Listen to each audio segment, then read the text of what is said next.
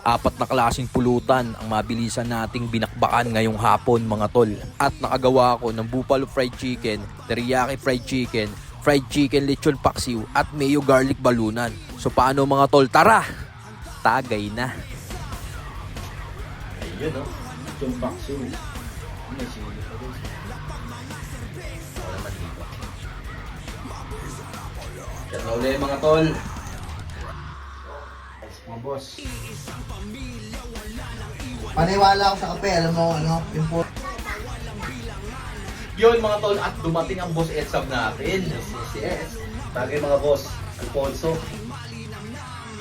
Mga puso, buffalo chicken na niluto ni Opas natin. Yung nalasahan. Ito sa'yo na. Oo, sa akin na, boss Etsab.